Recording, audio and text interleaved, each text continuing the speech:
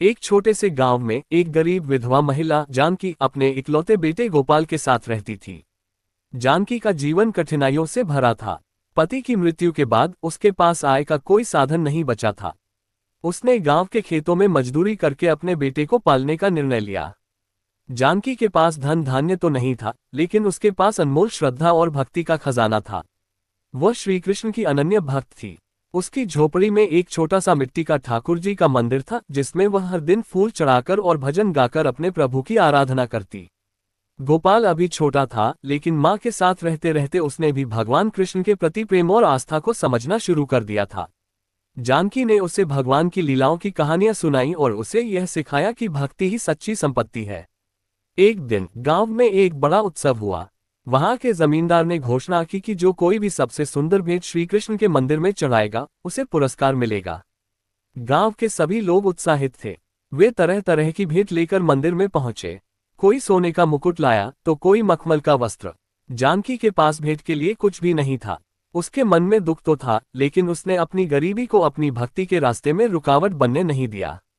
उसने अपने आंगन में लगे तुलसी के पौधे से कुछ पत्ते तोड़े, उन्हें धोकर एक मिट्टी के दीपक में रखकर भगवान को भेंट करने का निश्चय किया। जब वह मंदिर पहुंची तो लोग उसकी सादगी पर हंसने लगे। क्या ये तुलसी के पत्ते भी कोई भेंट है?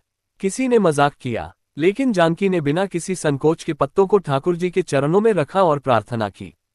तभी मंदिर के पंडित ने देखा कि तुलसी के पत्ते के नीचे कुछ चमक रहा है।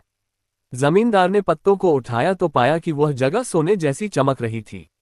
सभी आश्चर्यचकित रह गए। पंडित ने कहा, यह चमत्कार जानकी की सच्ची भक्ति का प्रमाण है। समय बीतता गया। गोपाल बड़ा हो रहा था। एक दिन वह बीमार पड़ गया। गांव में कोई वैद्य नहीं था और शहर जाने के लिए पैसे नहीं थे। जानकी ने रात दिन ठाकुर जी के सामने प्रार्थना की। वह रोती और कहती, हे प्रभु, मेरा गोपाल तुम्हारा दिया हुआ है। यदि तुम्हारी इच्छा हो तो इसे ठीक कर दो। उसी रात जानकी को सपना आया। सपने में भगवान कृष्ण ने कहा, जानकी, कल सुबह तालाब के पास जाओ। वहां तुम्हें जो मिलेगा वह गोपाल की बीमारी दूर करेगा। सुबह होते ही जानकी तालाब पर गई। वहां उसने देखा कि एक साधु बैठे हुए थे। साधु ने कहा, माँ, मैं तुम्हारा इंतजार कर रहा था। ये औषधि लो और अपने बेटे को पिला दो। जानकी ने औषधि ली और गोपाल को पिला दी। कुछ ही दिनों में गोपाल स्वस्थ हो गया। कुछ साल बाद गांव में भयंकर सूखा पड़ा। जानकी के पास खाने को कुछ नहीं था। एक दिन उसने अपने ठाकुर जी के भोग के लिए बचा हुआ थोड़ा सा चावल पकाया। वह सोच रही थी कि आज वही चावल वह और गोपाल भी खा लेंगे। तभी दरवाजे पर एक साधु आया। उसने कहा, माँ, बहुत भूख लगी है, क्या मुझे कुछ खाने को मिलेगा? जानकी ने बिना सोचे समझे वह चावल साधु को दे दिए। गोपाल ने माँ से पूछा, माँ, अब हम क्या खाएंगे?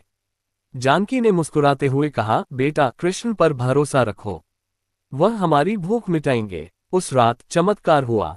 उनके आंगन में एक अनजान बैलगाड़ी आई जो अनाज से भरी हुई थी। गाड़ीवान ने कहा, ये तुम्हारे ठाकुर जी ने भेजी है। जानकी और गोपाल समझ गए कि यह उनकी भक्ति का फल है। जानकी की सच्ची भक्ति और त्याग ने साबित कर दिया कि धन दौलत से बढ़कर आस्था और समर्पण है। उसकी कहानी गांव के लोगों के लिए प्रेरणा बन गई। लोग अब जानते थे कि भगवान केवल दिल की सच्चाई को देखते हैं। इस प्रकार जानकी की भक्ति और भगवान कृष्ण के चमत्कारों की कथा पूरे गांव में अमर हो गई।